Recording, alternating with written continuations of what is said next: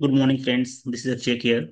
So today I'm going to explain the last lecture of transaction and concurrency control. Okay. सो अभी तक हम लोगों ने पढ़ लिया है कि ट्रांजेक्शन्स क्या होती हैं एंड कंकरेंसी क्या होती है कि हम लोग एक ही डेटा पे मल्टीपल यूजर्स मल्टीपल ट्रांजेक्शन्स कैसे परफॉर्म करते हैं। क्योंकि मल्टीपल ट्रांजेक्शन परफॉर्म करने से हमें बहुत सारी प्रॉब्लम्स आ रही हैं, जैसे कि डर्टी रीड आ गया, फैंटम रीड हो गया, ठीक है, लास्ट अपडेट की प्रॉब्लम हो गई। सो कंकरेंसी को हम कैसे कंट्रोल कर सकें जिससे कि हम लोग मैक्सिमम आउटपुट निकाल सकें। ओके, कि हमारी कंकरेंसी भी मेंटेन रहे और इसको कंट्रोल भी कर सकें जिससे कि dirty read, Phantom read, lost update की जो प्रॉब्लम हो वो हमारी रिड्यूस हो जाए और हमारी कंकरेंसी भी मेंटेन रहे और कंट्रोल में वे में काम करे। ओके, सो हम लोग पहले पढ़ेंगे कंकरेंसी कंट्रोल होती क्या है, देन टाइम स्टैम्पिंग ऑर्डरिंग क्या होती है। इसके दो टाइप्स हैं बेसिकली, हम लोग पढ़ेंगे। इसमें भी एक है, टाइम स्टैम्पिंग में भी दो तरह के होते हैं, एक इसका एडवांस वर्जन है। ओके, एंड देन फिर लॉग बेस्ड प्रोटोकॉल्स क्या होती हैं कि हम लोग लॉकिंग कैसे करते हैं। तीन चार तरह की लॉकिंग सिस्टम्स हैं जो कि सिस्टम्स में असाइंड है, तो वो हम चीजें पढ़ेंगे वन बाय वन करके। Okay, so let's go to the next slide.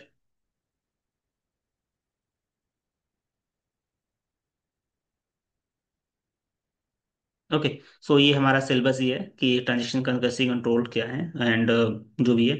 So then we have the next topic that is a concurrency control. Okay, so basically हम करते क्या थे अभी तक हम लोग करते क्या थे कि कोई डेटा आइटम ए था, किसी पे ट्रांजेक्शन T1 भी परफॉर्म हो रहा है, T2 भी हो रहा है, और मान लो कि ट्रांजेक्शन T3 है तो T3 भी परफॉर्म हो रहा है, राइट, इस डेटा आइटम पे, इस ट्रांजेक्शन पे। ओके, मान लो T1 ने राइट ब्लाइंड जाके राइट कर दिया और इसको T2 ने क्या किया, इसको रीड कर लिया, इस राइट को। तो ये एक्चुअली तो ब्लाइंड राइट हो गया, राइट। तो होगा क्या कि जो अपडेट होगा या जो भी फैंटम, अगर इसको जाकर T1 रीड किया, इसने डिलीट कर दिया और फिर इसने थर्ड वर्ल्ड जाकर इसी को रीड कर रहा है, तो बहुत सारी प्रॉब्लम्स हो सकती है। तो इस चीज को कंट्रोल कैसे करते हैं जिससे कि हमारे सारे ट्रांजेक्शन्स आइसोलेशन वे में काम करें, एक ट्रांजेक्शन दूसरी ट्रांजेक्शन को इम्पैक्ट ना करे, कंसिस्टेंस रहें, इसकी कंसिस्टेंसी ना चेंज हो, प्रॉपर्टीज जो भी ट्रांजेक्शन्स की हैं, ठीक है।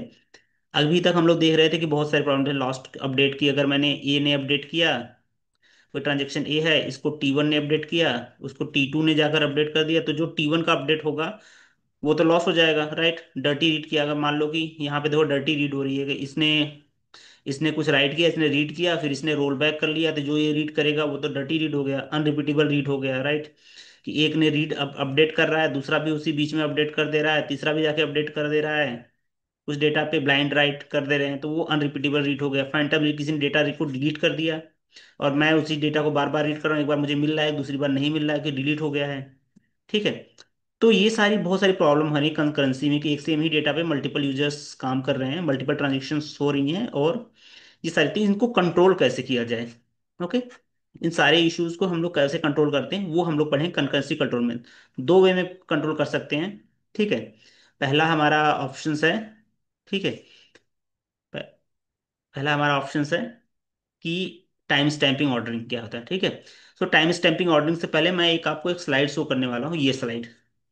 पूरा आज का जो लेक्चर है, अगर आपने ये स्लाइड रट लिया किसी भी तरह से, ओके, किसी भी तरीके से अगर ये स्लाइड आपने रट लिया, तो कोई भी क्वेश्चन इससे बाहर से नहीं आएगा, जो भी क्वेश्चंस हो, क्योंकि न्यूमेरिकल बेस्ड क्वेश्चंस नहीं आते हैं इतने डीप में।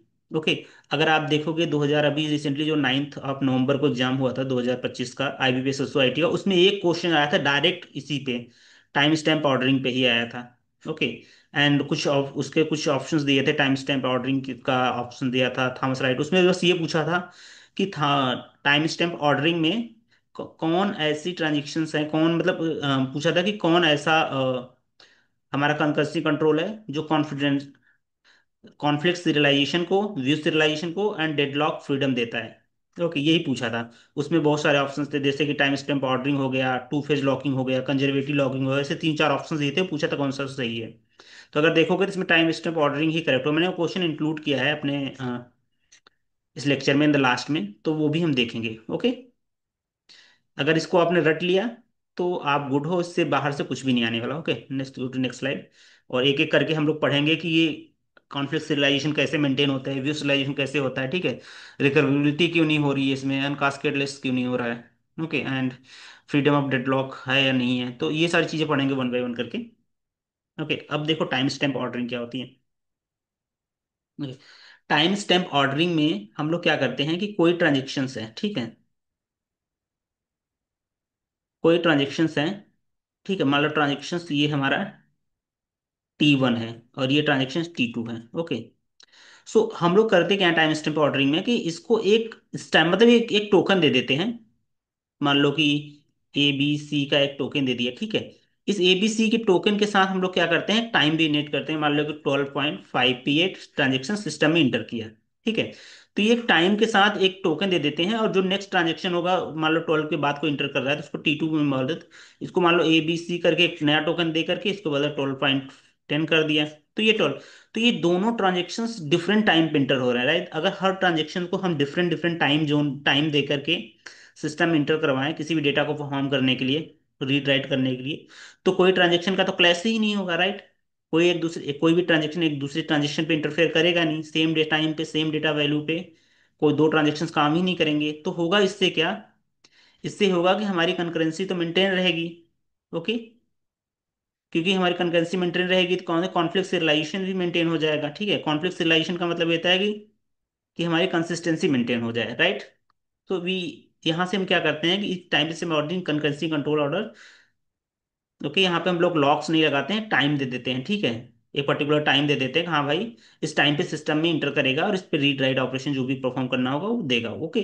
तो जो भी ट्रांजेक्शन परफॉर्म करेगा वो टाइम स्टैम्प ऑर्डरिंग है। दो अगर दो ट्रांजेक्शन में क्लैश भी हो रहा है then we can see that which transaction going to perform first, right. Based on the time, जो टाइम हमने साइन किया, जिसकी टाइम पहले आया होगी वो पहले परफॉर्म करेगा, जिसकी टाइम बाद में होगा वो बाद में होगा। It ensure the conflict serialization by always forcing system to behave if transaction is executed in order they are arrived। Okay. तो जिस ऑर्डर में है उसी ऑर्डर में ये अराइव अगर हो रहे हैं, या जिस ऑर्डर में अराइव हो रहे हैं उसी ऑर्डर में अगर एग्जीक्यूट हो रहे हैं तो कॉन्फ्लिक्ट सिलेक्शन को वैलिडेट करेगा और ये इससे हमारा ये इंश्योर हो जा रहा है। Okay. The basic idea of time stamping is to decide whether order is between the transaction before they enter into system using time stamp. Okay. तो वही चीज जो मैंने अभी बताई है। ओके। तो यहाँ पे देखो दो चीजें पर टाइम स्टैंपिंग होती है एक्चुअली। हम लोग एक तो या तो ट्रांजेक्शन्स पे कर सकते हैं time stamping, where is my pen. Okay. एक तो देखो हम लोग क्या कर सकते हैं, ट्रांजेक्शन्स पे कर सकते हैं। एक होता है डेटा आइटम, कोई डेटा आइटम मान लो क्यू ले लिया, इस पे कर सकते हैं, या तो एक ट्रांजेक्शन पे टाइम स्टैंपिंग कर सकते हैं। ओके। तो हम दोनों को वन बाय वन करके पढ़ते हैं कि ये डेटा आइटम पे कैसे करते हैं एंड ट्रांजेक्शन्स पे कैसे करते हैं। ओके। Time stamping.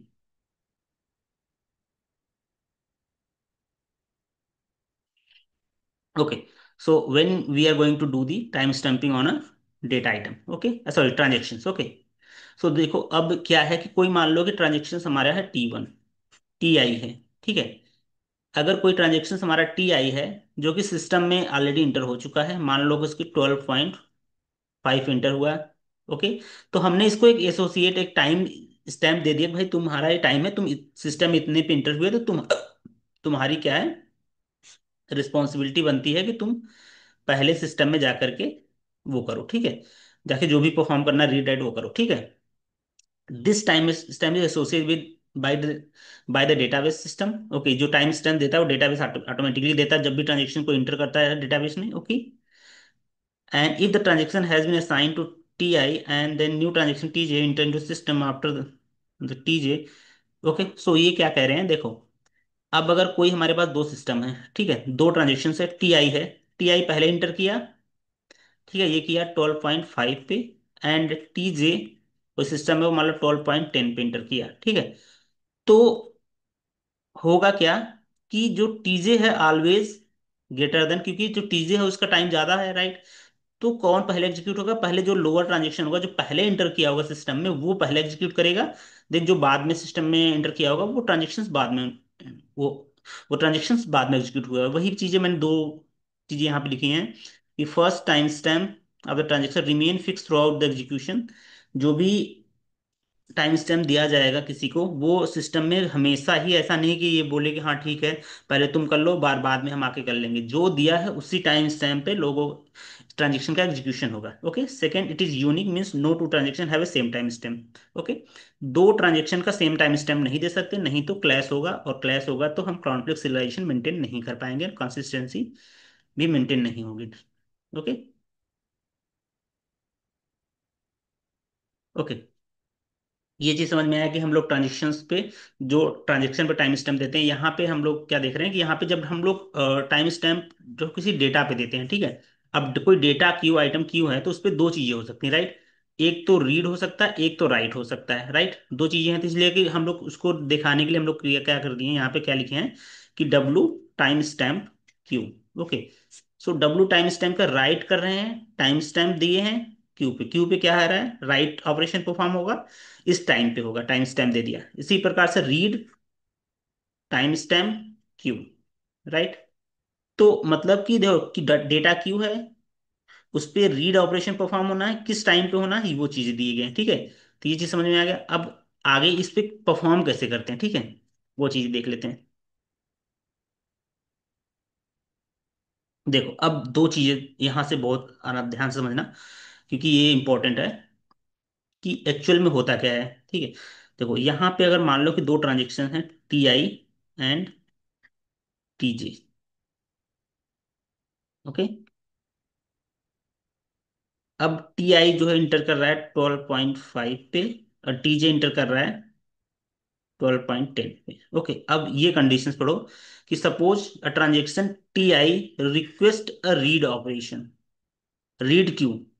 देखो ये ट्रांजेक्शन परफॉर्म नहीं कर रहा है, ये रिक्वेस्ट कर रहा है।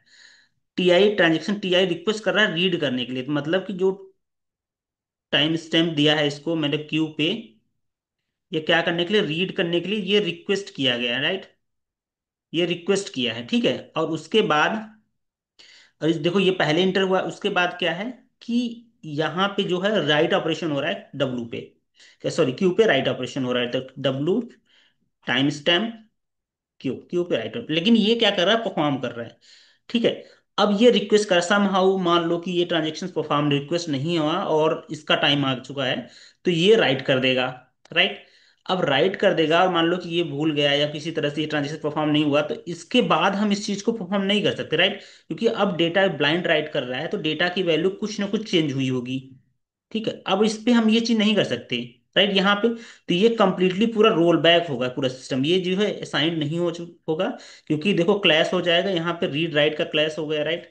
रीड राइट का क्लैश हुआ, तो ट्रांजेक्शन पूरा रोल बैक करेगा। अगर कोई भी ट्रांजेक्शन मिस आउट होता है किसी भी रीजन से, रिक्वेस्ट कर रहा है यहाँ पे, इस रीजन से मान लो मिस आउट हो गया, बट किसी भी रीजन से अगर ट्रांजेक्शन जो है अपने टाइम स्टैम्प पे नहीं एग्जीक्यूट हो रहा है, देन इन केस में, इस केस में हमेशा ट्रांजेक्शन्स रूल आउट करेगा। दूसरा केस देख ले रहे हैं क्या है। दूसरे केस में कह रहा है कि दो ट्रांजेक्शन्स हैं, टी आई है एक, टी जे है, ठीक है।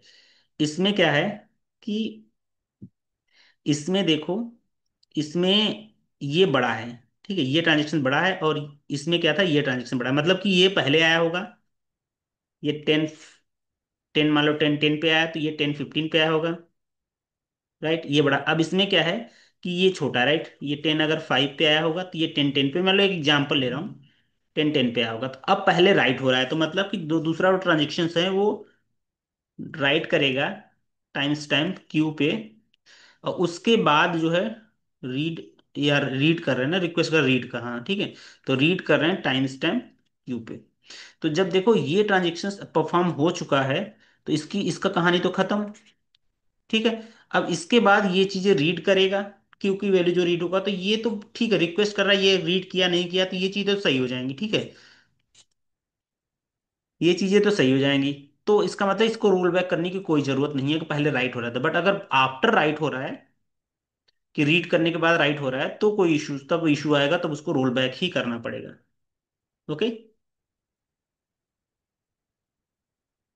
Now let's go to the next topic. Okay, देखो अब यहाँ पे हम लोग राइट कर रहे हैं, तो देखो दो तीन चीजें समझना है यहाँ पे, ठीक है। अगर पहला तो कि डेटा आइटम पे रीड कर रहे हैं तो क्या प्रॉब्लम होगी, अब राइट कर रहे हैं, ठीक है, रिक्वेस्ट कर रहे हैं राइट का, तो राइट का रिक्वेस्ट करेंगे, देखो इसमें तो राइट है और ये भी रीड है, रीड राइट है, राइट। और ये पहले राइट वाला पहले एग्जीक्यूट होगा, सॉरी हाँ, राइट वाला पहले एग्जीक्यूट होगा, रीड वाला बाद में होगा, ठीक है। तो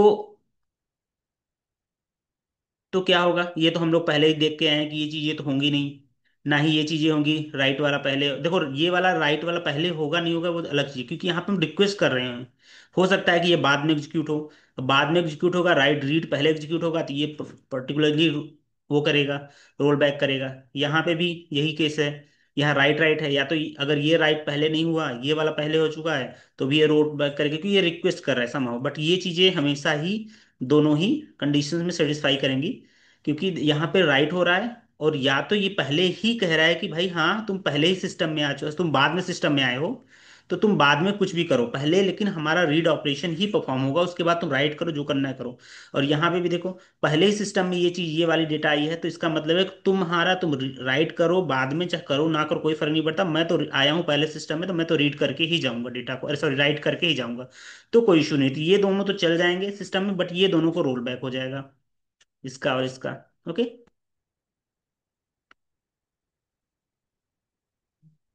ओके। अब अब मैंने कुछ डेटा इसमें लिखे, अब देखो टाइम स्टैंपिंग में क्या हमने क्या अभी तक देखा था, टाइम स्टैंपिंग में देखा था कि हाँ ठीक है, सिस्टम में आ रहे हैं, ठीक है, वो क्या कर रहे हैं, पहले रीड हो रहा है या राइट हो रहा है, ठीक है। तो कुछ हम लोग सिस्टम में अलाउ कर रहे हैं नहीं कर रहे हैं, वो डिफरेंट है। अगर पहले रीड है तो पहले ही रीड होना चाहिए, बाद में राइट है तो पहले ही राइट होना चाहिए, बेस्ड ऑन द किसके बेस्ड पे, जो भी टाइम स्टैम्प दिया है। अगर उसको नहीं फॉलो कर रहे हैं तो सिस्टम रोल बैक करेगा, और फिर वो चीज़ें हम अलाउ नहीं करेंगे, ठीक है। तो अगर ये चीजें हो रही है, इसका मतलब कॉन्फ्लिक्ट सिरियलाइजेशन तो है ही, राइट।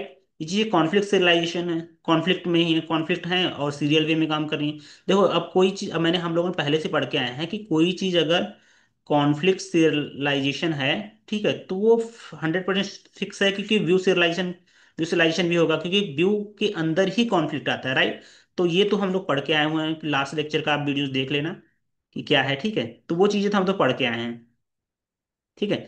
अब ये रिकवरेबिलिटी है, रिकवरेबिलिटी जहां भी कॉन्सेप्ट आती है वहां हम देखते हैं कि क्या यहाँ पे ब्लाइंड राइट हुआ है कि नहीं हुआ है। तो यहाँ तो हम नहीं कर सकते ब्लाइंड राइट हुआ है नहीं हुआ है, राइट। तो ये कोई रिकवरेबिलिटी है, उसी बेसिस पे कास्केड रिलेशन है कि कास्केड वे में उसका रोल बैक हो रहा है कि नहीं हो रहा है, तो इसको तो हम नहीं कर सकते, ये दोनों नहीं होंगे, ठीक है। अब डेडलॉक फ्रीडम है कि नहीं है, ठीक है। हम कोई भी ट्रांजेक्शन्स को लॉक नहीं कर रहे हैं, राइट। हम ये नहीं कह रहे कि हाँ ठीक है तुम्हारे इतने टाइम तक तुम लॉक हो रहा है, दूसरा रिसोर्स उसको वेट कर रहा है, तो ये डेडलॉक फ्रीडम है, क्योंकि यहाँ पे कोई ट्रांजेक्शन लॉक नहीं कर रहे हैं, तो ये भी फ्रीडम है, ठीक है। तो इसकी कोई इशू नहीं है। तो यहाँ पे क्या होगा, कॉन्फ्लिक्ट सीरियल भी होगा, व्यू सीरियलाइजेशन भी होगा, रिकवरेबिलिटी कास्केड रेस नहीं होगा, बट डेडलॉक फ्रीडम भी प्रोवाइड करेगा। Okay. Now come to the next lecture. Okay, देखो थॉमस राइट रूल, देखो थॉमस राइट रूल में बस एक चीज थोड़ा सा डिफरेंस, ये कह सकते हैं हमें, ये जो टाइम स्टैंपिंग ऑर्डरिंग प्रोटोकॉल्स है जो भी पढ़े हैं हम लोग, उसी का थोड़ा सा मॉडिफाइड वर्जन है, ठीक है। उसी का थोड़ा सा मॉडिफाइड वर्जन क्या है कि हम लोग क्या कह रहे थे, अगर कोई सिस्टम में दो ट्रांजेक्शन है, टी आई एंड टी जे, ठीक है, और अगर कोई write operation, sorry read write operation हो रहा है यहाँ पे डेटा आइटम क्यू पे, ठीक है, और उसके बाद भी यहाँ पे भी write operation data item Q पे, तो अगर ये समहाउ मिस कर देता है इस चीज को, तो हम लोग क्या करते थे, इसको रोल बैक कर देते थे, राइट। इसको रोल बैक करते थे और ये हम अलाउ नहीं करते सिस्टम में। बट थॉमस राइट रूल क्या कहता है कि इसको भी अलाउ किया जा सकता है कुछ कंडीशंस पे। जैसे कि वो कंडीशंस क्या है वो चीजें समझो। वो चीज देखो, दो ट्रांजेक्शन मैंने लिया, टी आई और टी जे, टी वन या टी टू जो भी ले लो, कोई फर्क नहीं पड़ता, ठीक है। अब देखो, अब अगर मेरे पास राइट करना था मुझे, ठीक है, राइट करना था T S Q data item पे, और इसको भी राइट करना था T S time stamp Q data item पे, ठीक है। अब मान लो कि इसको राइट करना था किसी क्यू की वैल्यू को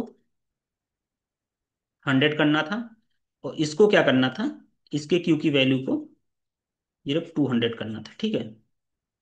अब ये देखो ये क्या हुआ, ये मिस आउट हो गया, इसने क्या किया, मिस कर दिया, मिस कर दिया। बट इसने राइट कर दिया, अभी इसने राइट किया, तो उसके बाद क्यू की वैल्यू क्या हो गई, 200 हो गई। तो थॉमस राइट रूल कहता है कि इसको हम अलाउ कर देंगे, क्यों, क्योंकि अगर आप देखोगे तो यहाँ पे ओवर राइट का कॉन्सेप्ट है, राइट। इसने ब्लाइंड राइट किया और इसने भी ब्लाइंड राइट किया, राइट। जब दोनों ने ब्लाइंड राइट किया तो इसका ब्लाइंड राइट तो ओवर राइट हो जाएगा इससे, तो इसको ये राइट करे ना करे, टीजे को कोई फर्क नहीं पड़ता, right. So if TJ is not going to impact by the T one, then इस ट्रांजेक्शन को अलाउ कर सकते हैं। बट टाइम स्टैम्प ऑर्डरिंग में इस ट्रांजेक्शन अलाउड नहीं था, इसको रोल बैक करना पड़ रहा था हम लोग को, तो इसको हम लोग डिस्कार्ड करते, ट्रांजेक्शन को हम लोग नहीं कंसिडर कर रहे थे, राइट। इस तरह की चीजों को हम लोग अलाउ करते, बट यहाँ पे क्या राइट रूल में यहाँ पे अलाउ, बट यहाँ पे प्रॉब्लम क्या है कि यहाँ पे कॉन्फ्लिक्ट सिरियलाइजेशन नहीं होगा। क्योंकि आप देखोगे कि हम लोग क्या कर रहे हैं, डेटा आइटम कंसिस्टेंसी को मेंटेन कर रहे थे वहां पे, ठीक है, और कंकरेंसी को भी मेंटेन कर रहे थे, ठीक है। यहाँ पे वो चीजें नहीं हो रही है, राइट। यहाँ पे डाटा कंसिस्टेंट नहीं रहेगा, यहाँ पे इसने राइट किया, इसने मिस आउट कर दिया, फिर इसने राइट कुछ और ब्लाइंड राइट मार दिया, ठीक है, उसी डेटा आइटम पे। तो यहाँ पे सीरियल कॉन्फ्लिक्ट सिलेक्शन तो नहीं होगा, राइट। जब कॉन्फ्लिक्ट सिलेक्शन नहीं होगा तो फिर होगा क्या, ठीक है। देखो वही चीजें लिखी है मैंने, ठीक है। अब यहाँ पे दो चीजें कि सेम डेटा आइटम पे जब हम काम कर रहे थे, ठीक है, तो ये कह रहा है राइट राइट हो सकता है, ठीक है, क्योंकि ये इसका तो पूरा था ही। बाकी एक चीज और भी इसने परफॉर्म किया था, हाँ ठीक है, इसमें राइट चुका जो कॉन्फ्लिक्ट है, ब्लाइंड राइट हो रहे हैं दो पर्टिकुलर ट्रांजेक्शन पे, एक ही ट्रांजेक्शन पे दो सेम टाइम पे, ओके। तो इस चीज को इसने अलाउ कर दिया था, जिसकी वजह से क्या था, कॉन्फ्लिक्ट सिलेक्शन हो भी सकता है, नहीं भी हो सकता है, ठीक है। व्यू सिलेक्शन तो होगा ही होगा, ठीक है। और रिकवरेबिलिटी ये सब तो होगा नहीं, डेडलॉक इसमें भी हम किसी डेटा को लॉक तो कर नहीं रहे हैं, तो इसमें डेडलॉक फ्रीडम तो रहेगा ही रहेगा, ठीक है। Now let's go to next topic. अब देखो लॉक बेस्ड। अब लॉक बेस्ड दो चीजें होती हैं इसमें, लॉकिंग में क्या होता है, हम किसी भी ट्रांजेक्शन्स पे को लॉक लगा देंगे, ठीक है। अब कोई डेटा आइटम ए है, कोई डेटा आइटम बी है, ठीक है। अब क्या हुआ कि मैंने इसको लॉक लगा दिया, ठीक है, तुम लॉक हो चुके हो, अब इस पे कोई भी पर्सन काम नहीं कर पा रहा है, ठीक है। तो कोई और दूसरा तो इस पर रीड राइट करेगा नहीं, ठीक है। तो क्या होगा कि यहां से हमको क्या मिल जाएगा कि भाई यहाँ पे सीरियलाइजेशन मिल जाएगा, सीरियल ट्रांजेक्शन्स मिल जाएगी, ठीक है। सीरियल कंकरेंसी में क्या हो कि डेटा को रीड राइट जो भी करना है, इसने लॉक लगाया तो वो जो मन करे तब करे, और दूसरा बंदा तब तक इस ट्रांजेक्शन पे इंटर नहीं कर सकता, या कोई भी अपडेट नहीं मार सकता जब तक कि इसके लॉक्स खुले नहीं, इसने लॉक को रिलीज नहीं किया, ठीक है। तो यही लॉक बेस्ड में है कि ट्रांजेक्शन्स को, इस डेटा आइटम को ही लॉक कर लो, ठीक है। और उस डेटा आइटम पे कोई रीड और राइट नहीं होगा जब तक कि दूसरा बंदा उसको लॉक अनलॉक ना करे, ओके। ये थियरी मैंने लिख दिया है, इसको चीज को पढ़ लेना, बट ठीक है, ये क्या लिखी है कैसे है वो चीजें एक थियरेटिकल वे में मैंने लिख दिया है। कोई भी ट्रांजेक्शन देखो टू इंश्योर द आइसोलेशन, क्योंकि ये ट्रांजेक्शन पे लॉक लग गया, इसका मतलब कोई अपडेट नहीं कर रहा है, तो आइसोलेशन तो होगा ही, ठीक है। Lock based require this idea is first obtain the lock on the desired data, okay, जिस पे लॉक लेने हैं, if block is granted then perform operation and then unlock it, okay. So वही पे जब तक लॉक उसको मिल रहा है, लॉक मिल गया, ग्रांट मिल गया, हाँ तुमको अब इस चीज पे लॉक लग चुका है, अब तुम इस चीज पे कोई भी ट्रांजेक्शन परफॉर्म कर सकते हैं, ओके। देखो दो तरह के लॉक्स बेसिकली इन्होंने डिफाइन किया है। एक होता है कि शेयर्ड लॉक में, ठीक है, लॉक तो करना है, लेकिन ये भी डिफाइन किया कि कैसे लॉक करना है। देखो दो तरह के, हमारी किसी भी डेटा आइटम क्यू पे दो तरह की लॉकिंग इन्होंने कर रखा है। एक बोला है कि या तो ट्रांजेक्शन्स पे रीड होगा, या तो ट्रांजेक्शन पे राइट होगा, इससे ज्यादा तो कुछ होगा नहीं, ठीक है। तो जब रीड होगा तो इसको बोला है कि आप इसको शेयर्ड मोड में रखो, और इसको बोला है कि एक्सक्लूसिव मोड में रखो। क्यों, ठीक है। शेयर मोड का मतलब यही है कि इस डेटा पे अगर कोई और रीड अगर हो रहा है, देखो कोई चीज रीड रीड पे कोई क्लैश नहीं होता, राइट। जब रीड रीड पे कोई क्लैश नहीं होता, अगर मैं इस डेटा को रीड कर रहा हूं, अगर ट्रांजेक्शन T1 रीड कर रहा है, ओके, ट्रांजेक्शन T1 रीड कर रहा है इस डेटा पे आर को, और ट्रांजेक्शन T2 भी रीड कर रहा है, तो रीड हमने देखा कि जाकर ट्रांजेक्शन में T1 क्यू की वैल्यू 10 है, T2 ने भी देखा क्यू की वैल्यू 10 है, तो कोई इशू नहीं होगा, हम रीड कर सकते हैं, ठीक है। तो सिर्फ अगर रीड ऑपरेशन किसी भी ट्रांजेक्शन को परफॉर्म हो रहा है, तो उसको हमने शेयर लॉक में कर दिया कि everybody can come and can read the data, okay, but it is not allowed to update the data. तो जो भी शेयर्ड मोड में लॉक लगाएगा वो सिर्फ और सिर्फ डेटा को रीड ही कर सकते हैं, ठीक है। डेटा पे राइट नहीं कर सकते हैं, मतलब दूसरा बंदा भी ऐसा, अगर क्यू पे अगर देखो दो दो चीजें यहाँ पे, मैं नेक्स्ट स्लाइड में इसको बता रहा हूँ, ठीक है। देखो ये चीजें कंपेटिबिलिटी की बात कर रहा था मैं। देखो अब कोई डेटा आइटम है क्यू, ठीक है, इस पे शेयर्ड मोड में लॉक लग गया, ठीक है। शेयर्ड मोड में इसने क्या किया, ट्रांजेक्शन T1 ने इस पे शेयर्ड मोड में लॉक लगा दी, ठीक है। अगर कोई ट्रांजेक्शन T2 है, इसको भी अगर शेयर्ड मोड में लॉक लगाना है इस डेटा पे, तो क्या लगा पाएगा कि 100% इस पे भी लॉक लगा सकता है T2 भी शेयर्ड मोड में। सो जब ये शेयर्ड मोड में T2 ने इस ट्रांजेक्शन पे लगाया तो क्या क्या करने का लगा, सिर्फ रीड कर सकते हैं डेटा को। कोई तीसरा बंदा आके इस पर राइट नहीं कर सकता, ठीक है। तो ये शेयर्ड मोड में लॉक है। तो जब शेयर्ड मोड में हम देख रहे हैं कैपेबिलिटी की, तो क्या शेयर्ड शेयर्ड मोड में अगर कोई डेटा लॉक लग सकता है, बाकी और किसी में भी लॉक नहीं लगेगा अगर डेटा जो एक्सक्लूसिव है तो सिर्फ शेयर्ड शेयर्ड मोड में ही लॉक लग सकता है, ठीक है।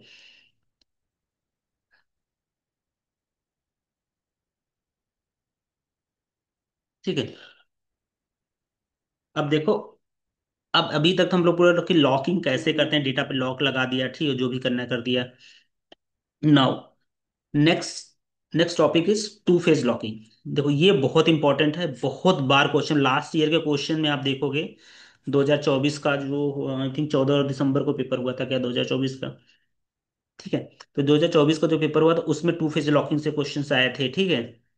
एंड अभी रिसेंटली इसका पेपर हुआ था, क्या नाम, बीओबी स्केल 2 का हुआ था, ठीक है। Bank of Baroda scale 2 dBA का जो पेपर हुआ था उसमें यूबीआई का पेपर हुआ था। अभी रिसेंटली पेपर हुआ है बैंक ऑफ महाराष्ट्र का, ठीक है। सो टू फेज लॉकिंग से क्वेश्चंस आते ही आते हैं और इम्पोर्टेंट भी है ये चीजें, ठीक है। तो ये टू फेज लॉकिंग होता क्या, टू फेज का मतलब है दो फेज इन्होंने क्रिएट कर दिया। एक, या तो डेटा को लॉक कर रहे हैं या तो डेटा को रिलीज कर रहे हैं, ठीक है। तो दो तरह के दो फेज कर दिए इन्होंने, ठीक है। या तो डेटा को लॉक कर रहे हैं या डेटा को रिलीज कर रहे हैं, ठीक है। दो फेज। जो लॉक कर रहे हैं डेटा को, तो इसी को बोलते हैं हम लोग ग्रोइंग फेज कर दिया इन्होंने। ग्रोइंग फेज है, दो डेटा को अनलॉक कर रहे हैं, ठीक है, या रिलीज कर रहे हैं, उसी को बोलते हैं हम लोग श्रिंकिंग फेज। समझ में आया। और इसको बोलते हैं लॉक पॉइंट। ओके। सो देखो, अगर बहुत एक ही ट्रांजेक्शन बहुत सारे डेटा पे काम कर रहा है, ठीक है, मान लो दो डेटा है ए और बी, इसको भी लॉक करना है, इसको इसको भी लॉक करना है, राइट, टू फेज में। तो डेटा को ये तो लॉक करेगा वन बाय वन करके, जैसा भी इसको करना है एक साथ करना है करेगा, ये वन बाय वन करके करेगा, ठीक है। इसने वन एक इस पे भी लॉक कर दिया, इस पे भी लॉक कर दिया, ठीक है। अब यहां तक तो जब तक ये लॉक करेगा तब तक ये ग्रोइंग फेज रहेगा, जब तक इस पे काम करेगा। और जैसे ही ये लॉकिंग पॉइंट पे आ जाएगा उसके बाद इसको डेटा को वन बाय वन करके फेज मैनर में इसको रिलीज करना है, ठीक है। जब इसको रिलीज करना है इसी को बोलते हैं हम लोग श्रिंकिंग फेज। ओके। तो टू फेज लॉकिंग क्या कहता है, the protocol ensure that each transaction issue a lock. कोई भी ट्रांजेक्शन जो होगा वो लॉक इशू करेगा on lock request. Okay. In two phases. Okay. Growing phase, a transaction may obtain the lock but not release any lock. Okay, so इस phase में जो भी ट्रांजेक्शन होगा वो सिर्फ लॉक कर सकता है, उसको रिलीज नहीं कर सकता है। और इस फेज में कोई भी अगर ट्रांजेक्शन T1 रिलीज करना स्टार्ट किया तो वो कोई भी नया ट्रांजेक्शन पे लॉक नहीं लगा सकता। वो सिर्फ अनलॉक कर सकता है उस चीज को या रिलीज कर सकता है डेटा को, सो दैट कि any other transaction can obtain the data and can work on that. Okay, so initially the transaction is growing phase and require a lock and needed in between and can perform the operations to reach the lock point. Once the transaction release the lock, then it can issue no more lock is request and it can enter into shrinking phase. Okay. जब इसके पास कोई lock नहीं obtain करना है तो ये shrinking phase में पहुंच जाएगा and then it start releasing the locks. Okay. तो देखो यहाँ पे लॉक किया, फिर अनलॉक किया, ठीक है। एक चीज मुझे बतानी थी, ये चीजें, हाँ ये चीजें बतानी थी, उसके बाद मैं वो ये वाला भी बाद में बताऊंगा, क्योंकि यहाँ पे नो है तो वो क्यों नो है वो चीज में दिखाएंगे, ठीक है। देखो यहाँ पे दो ट्रांजेक्शन्स है, ठीक है। अब ट्रांजेक्शन T1 ने क्या किया कि सबसे पहले T1 आया सिस्टम में, उसने एक लॉक लगा दिया डेटा आइटम ए पे, रीड का, ठीक है। रीड को लॉक लगाया, अभी तक समझ में आया। कैसा लॉक लगाया, एक्स लॉक लगाया, एक्स लॉक लगा मतलब एक्सक्लूसिव लॉक लगाया, अभी तक रिलीज नहीं कर रहा है, ठीक है।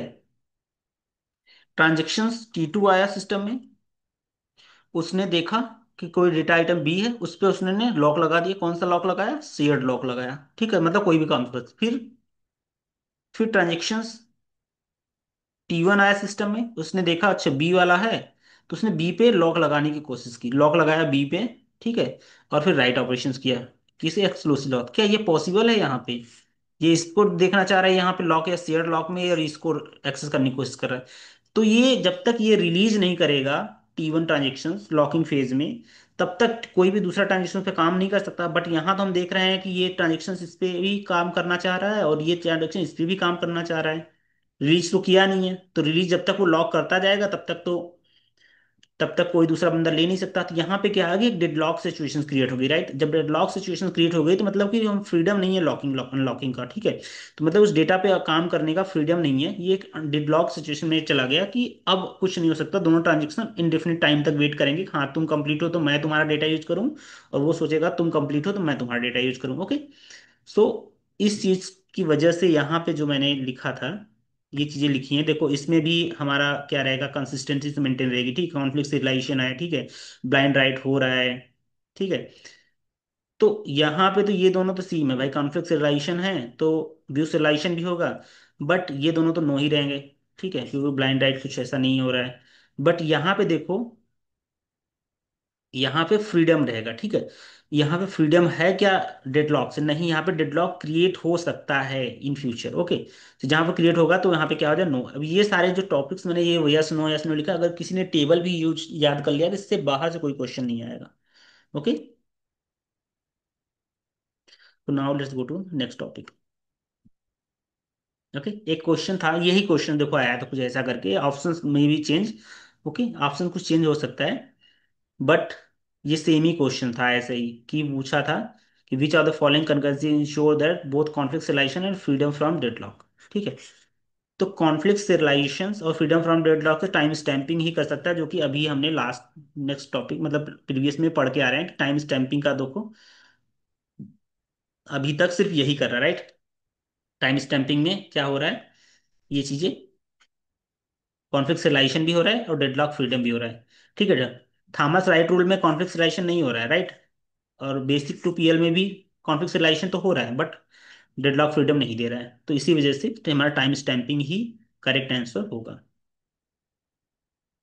Okay. Now let's go to next topic, okay. Conservative two PL क्या होती है, देखो कंजर्वेटिव टू पीएल क्या कह रहा है कि the idea is there is no growing phase of the transaction that is start directly from the lock point, okay. Transaction must acquire all the locks required and then only transaction must release the required in phase manner and must wait, okay. so अब यहाँ पे थोड़ा सा उससे strict वे में है, conservative वे में है कि यहाँ पे जो हम लोग दो फेज बताए थे, राइट, ये ग्रोइंग फेज था हमारा और ये श्रिंकिंग फेज था, और ये हमारा लॉक पॉइंट है, ठीक है। बट कंजर्वेटिव कह रहा है कि हम ये फेज नहीं, क्योंकि हम फेज मैनर में नहीं करेंगे, इससे प्रॉब्लम तो देखो होगी। इससे क्या प्रॉब्लम होगी कि एक ही साथ वो सारे ट्रांजेक्शन्स को लॉक कर देगा, ठीक है। तो इसी इससे क्या होता है कि इसके एक प्रॉफिट भी हो सकता है कि इसको चाहिए कि मतलब 5 डेटा पे काम करना है, इसको 5 डेटा पे काम करना है, अब उसको 3 ही डेटा मिल रहे हैं, तो ये क्या करेगा, फिर वेट करेगा। तो इससे एक बेनिफिट ये हो जाता है कि ठीक है, 5 10 जब तो उसको 5 ट्रांजेक्शन मिलेंगे तो वो पांचों पे लॉक लगा करके फिर फेज मैनर में वन बाय वन रिलीज करेगा, राइट। बट इससे प्रॉब्लम क्या होगी कि एक साथ जब पांचों पे काम कर लॉक लगा देगा तो मतलब कोई और बंदा इस पे काम नहीं कर सकता, कोई और ट्रांजेक्शन। तो होगा क्या कि ये हमारा जो कंकरेंसी का कॉन्सेप्ट है, हमें कंकरेंसी जो है इंक्रीज करनी है, कंकरेंसी को बढ़ावा देना है, वो चीज़ें हमारी यहाँ पे नहीं हो सकती। तो इस वजह से ये मॉडल इतना पॉपुलर नहीं है, ठीक है। यहाँ पे लॉकिंग फेज पे जाएगा और बोलेगा ठीक है, shrinking phase will work as usual, जैसे कि सिंकिंग फेज काम कर रहा था, फेज मैनर में इस पे काम किया, चलो इसको रिलीज कर दिया, इसका काम खत्म, इसको रिलीज कर दिया, इसका काम खत्म, इसको रिलीज कर दिया, ठीक है। We have acknowledgement in future to understand what is the data required that we can use it, okay. देखो अब एक साथ लॉक लगा रहा है, ठीक है, तो कॉन्फ्लिक्ट रिलेशन तो रहेगा ही रहेगा, उस पे कोई डाउट नहीं है कि कॉन्फ्लिक्ट है कि नहीं है, ठीक है। इस चीज पे कॉन्फ्लिक्ट रिलेशन तो रहेगा, ठीक है, व्यू रिलेशन भी रहेगा। बट यहाँ पे क्या होगा कि यहाँ पे हमारा डेडलॉक फ्रीडम रहेगा।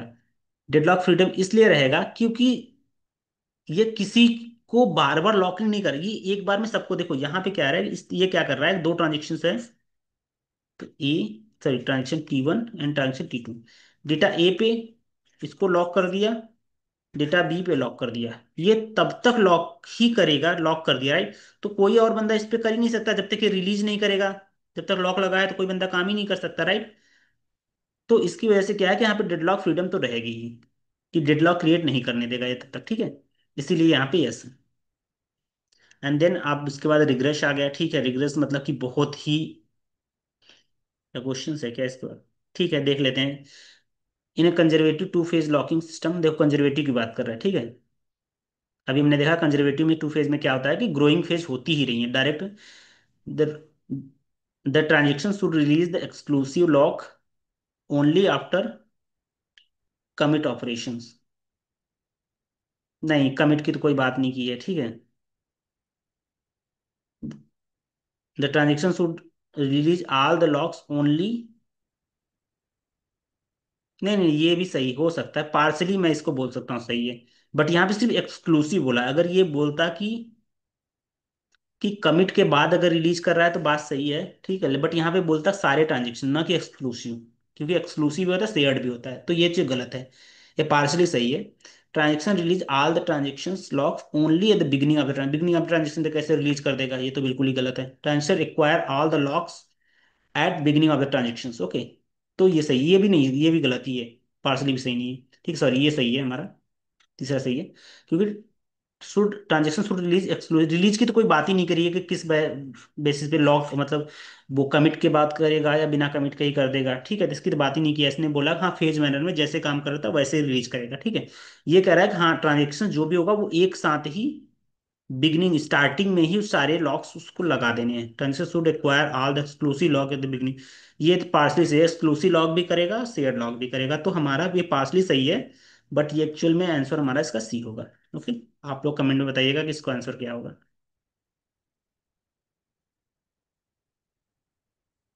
ओके, देखो रिग्रेस, रिग्रेस क्या होता है, require all the locks to be held until transaction is commit commit.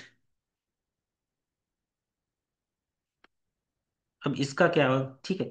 इसके दो चीजें हैं, ठीक है, कि भाई ग्रोइंग फेज है हमारा, श्रिंकिंग फेज है। यहाँ पे दो चीजें हैं कि जब ये ट्रांजेक्शन, देखो ट्रांजेक्शन T1 है, ये ट्रांजेक्शन हमारा T2 है, ठीक है। अगर कोई डेटा आइटम पे कोई लॉक लगा है, एक्सक्लूसिव लॉक मान लो लग गया, एक्सक्लूसिव लॉक इस पे लग गया, ठीक है। और इसको रिलीज भी कर दिया, ठीक है। तो ये रिलीज तब तक करेगा जब जब ये इसको कमिट करेगा, तभी ये रिलीज करेगा। नहीं तो क्या होगा कि यहाँ पे तीसरा बंदा कोई बैठा हुआ है रीड करने के लिए, मान लो शेयर लॉक लगा करके इस डेटा आइटम ए को रीड कर लेगा। तो यहाँ पे अगर मान लो राइट का ऑपरेशन हो रहा है, तो ये तो डर्टी रीड कर लिया, राइट। अगर कमिट नहीं किया तो, अगर कमिट ही पहले कर दिया, यहाँ पे अगर कमिट कर दिया तो क्या होगा कि वो रीड नहीं कर पाएगा, तो डर्टी रीड की इश्यूज चली जाएंगी, ठीक है। यहाँ से अभी तक क्या हो रहा था, सब में कमिट का कोई जिक्र नहीं हो रहा था, कमिट कहाँ पे होना है, ठीक है। अब देखो इसका क्या ये कह रहा है कि require all the locks to be held until transaction, मतलब कि सारे लॉक्स वो अपने पास ही रखेगा और किसी को रिलीज नहीं करने देगा, ठीक है। ट्रांजेक्शन T1 है एंड ट्रांजेक्शन T2 है, देखो। अब ये कोई डेटा आइटम ए है, इस पे इसने एक्सक्लूसिव लॉक लगा दिया, ठीक है। और इसको एक्सक्लूसिव लॉक लगा दिया, ठीक है। और जब तक कि उसके बाद ये कमिट करेगा उसके बाद ये रिलीज करेगा।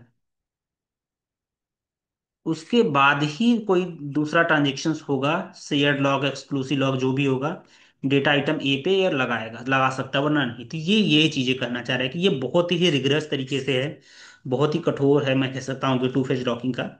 तो ये इस तरह से, इससे क्या होगा कि ये यहाँ पे जो हुई, मान लो कि यहाँ पे राइट ऑपरेशन हो रहा है और यहाँ पे रीड हो रहा है, तो ये चीजें जब तक कमिट नहीं करेगा तो यहाँ पे डर्टी रीड नहीं हो सकता, राइट। जब डर्टी रीड नहीं होगा तो क्या होगा, आप लोग बताइए। अगर डर्टी रीड नहीं होगा तो हमारा ट्रांजेक्शन कैसा होना चाहिए, ठीक है। तो डर्टी रीड जब किसी डेटा पे नहीं है तो क्या होगा, ठीक है। तो इसका देखो वो चीज़ें आप क्वेश्चंस में बताना। देखो ये रिग्रेस है, ठीक है। रिग्रेस में क्या है कि कॉन्फिडेंशियलाइजेशन तो होगा ही होगा, कॉन्फ्लिक्ट है तो व्यू भी होगा, ठीक है। अब यहाँ पे डर्टी रीड नहीं हो रहा है, राइट, कॉन्विट कर दे रहा है, तो क्या होगा कि ये रिकवरेबिलिटी को भी फॉलो करके हम डेटा को रिकवर कर सकते हैं, ठीक है। और कास्केडनेस भी होगा इसमें, कि कास्केडनेस को भी हम प्रिवेंट कर सकते हैं, कि ये कास्केडनेस में रोल बैक नहीं करना पड़ेगा। बट यहाँ पे डेडलॉक हो सकती है, सॉरी डेडलॉक नहीं होगी यहाँ पे, राइट, ठीक है। तो ये चीजें हैं। अब देखते हैं, हमारा एक क्वेश्चन है प्रीवियस ईयर का, देख लेते हैं, ठीक है। All the shared lock held by the, देखो टू फेज लॉकिंग रिग्रेस की बात कर रहा है, ठीक है। All the shared lock held by the transaction is released after transaction is committed. All the, ये भी हो सकता है। All the locks share by transaction release after transaction, ये भी हो सकता है। ऑल द लॉक्स, देखो ये शेयर्ड की बात कर रहा है, ये एक्सक्लूसिव की, अगर ये दोनों को मिला दें तो ये दोनों ही कंप्लीटली सही है, ए बी भी सही है, ये भी दोनों सही है। बट यहाँ पे ए वन ऑप्शन चूज करना है तो देख लेते हैं। और ऑल द लॉक्स, यहाँ पे सारे लॉक्स की बात कर रहे हैं। Transaction are release, transaction release कब होगा? After the transaction is committed. सही बात है कि ट्रांजेक्शन जब तक कमिट नहीं होगा तब तक रिलीज नहीं होगा, तो एक्चुअल में आंसर सी इसका सही होगा। Okay, all the locks held by transaction are release before, before तो कभी होगा ही नहीं, कमिट के पहले से तो बिफोर हम लोग रिलीज करेंगे नहीं इसमें, रिग्रेस वाले में, तो ये गलत है। ओके। ओके, स्टिक लॉक्स, इससे एक्सक्लूसिव। ओके, सो स्ट्रिक्ट वाले में देख लेते हैं क्या है। देखो अब ये लास्ट टॉपिक है आज का, उसके बाद एक दो क्वेश्चंस हैं, then we will can bind up to this class. Okay, so are the locks exclusive mode locks taken by transaction to be held until the transaction is commit. This requirement ensure that any data item written by the uncommitted transactions are logged in exclusive mode until the transaction is commit, preventing any other transactions to be reading from the data.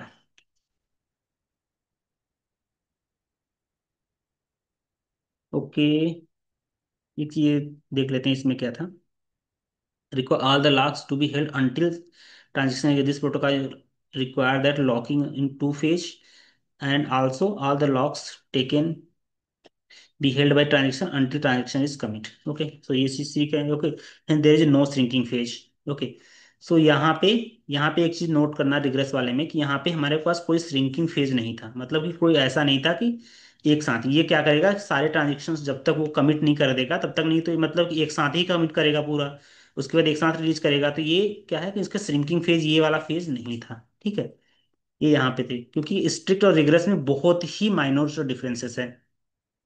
अब strict में देख लेते हैं क्या है।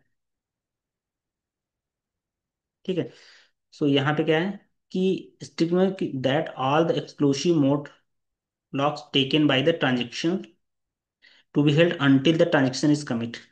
ठीक है, अब उसमें क्या था कि देखो, उसमें हमारा क्या था कि रिग्रेस वाले में ये जो बहुत माइनर सा डिफरेंसेस है, रिग्रेस वाले में क्या था कि ये इन्होंने हटा दिया, तो ये चाहे शेयर्ड मोड में लॉक हो चाहे एक्सक्लूसिव मोड में लॉक हो, ये सारा चीज कमिट के बाद ही रिलीज करेंगे। राइट, तो प्रॉब्लम क्या हो रही थी कि अगर किसी को डेटा रीड भी करना था शेयर मोड का तो वो नहीं कर पाएगा दूसरे ट्रांजेक्शन। लेकिन स्ट्रिक्ट वाले में क्या है कि देखो, ये तो इन्होंने ठीक क्या, ठीक है लॉक हम लोग वन बाय वन करके लॉक लगाएंगे डेटा आइटम पे, आर पे मान लो कि इस पे लॉक लगा दिए, शेयर रहे या फिर एक्सक्लूसिव रीड लॉक रहे। ठीक है, बट जब रिलीज करने की बात आ रही है तो हमें श्रिंकिंग फेज में भी हमें फेज मैनर जैसे भी रिलीज करना है, जैसे भी डेटा का रीडिंग खत्म होगा तो हम लोग सिर्फ शेयर्ड मोड में जो लॉक लगा है सिर्फ उसी को हम लोग रिलीज करेंगे। ठीक है, एक्सक्लूसिव मोड को रिलीज, इससे होगा क्या कि हमारा जो कंकरेंसी है कि multiple data, multiple transaction working on same data item, so वो चीजें हमारी मेंटेन हो जाएंगी। इससे क्या होगा, जैसे ही ये रिलीज होगा दूसरा डेटा आइटम इस पे काम करना शुरू कर देगा। राइट, तो ये एक बेनिफिट हो जाता है स्ट्रिक्ट वाले में। ठीक है, ये एक माइनर सा डिफरेंसेस है। This protocol require that locking phase two phase and also exclusive mode lock is taken transaction to be held until transaction commit. So transaction simplified form rigorous, rigorous ये बोला ना, transaction is simplified form of rigorous two PL. Okay, समझ में आया इसको? ठीक है, अभी आज का पूरा लेक्चर खत्म हो चुका है इस पे। एंड जो भी हमारे कंकरेंसी, ट्रांजेक्शन्स एंड कंकरेंसी की जो भी थी, ट्रांजेक्शन्स एंड कंकरेंसी का जो भी टॉपिक था, ये सारे टॉपिक्स मैंने बहुत ही डिटेल में वन बाय वन में पढ़ाया हुआ है। अभी आप इस पे जाके क्वेश्चन प्रैक्टिस करना, मुझे नहीं लगता कि इसके बाद अगर कोई क्वेश्चन आया तो आप लोग मिस आउट कर सकते हो। And this was very very important, एक दो क्वेश्चन आए वो आप घर से ट्राई करना।